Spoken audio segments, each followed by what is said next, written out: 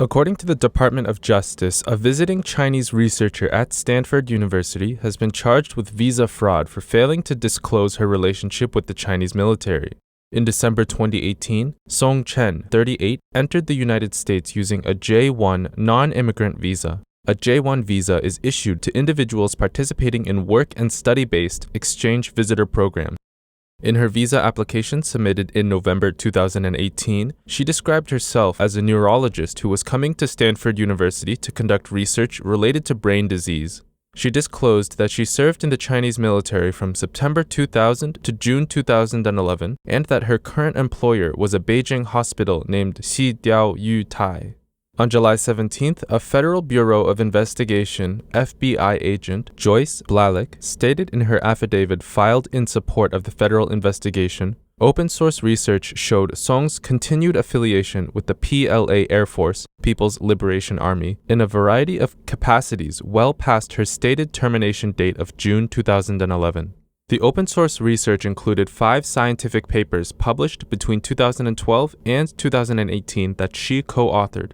In 2 of the papers, Song was affiliated with the 4th Military Medical University, FMMU, in Xi'an, the capital of northwestern China's Shanxi province. According to FMMU's website, the university changed its name to the Air Force Military Medical University in 2017, and the school is subordinate to the Air Force branch of the PLA.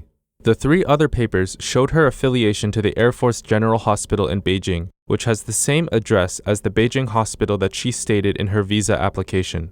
The research also found a photo of Song dressed in a Chinese military uniform with the insignia on her profile page that appears on the Chinese health site cnkang.com. The link to her page, which was included on the affidavit, is no longer accessible.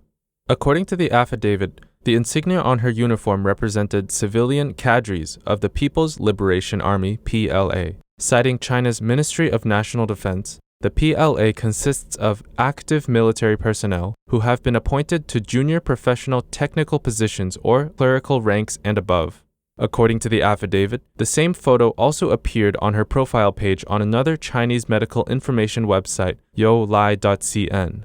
Additionally, a 2015 academic conference held by the PLA Medical Science and Technology Commission listed Song's name as one of the conference's point of contact, with the same phone number that was also listed on her visa application.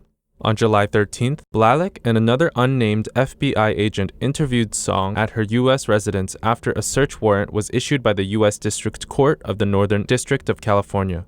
During the interview, Song repeatedly denied any current affiliation with the Chinese military. According to the affidavit, she stated, "I think it's better I keep silent," when confronted with the photo showing her in Chinese military uniform.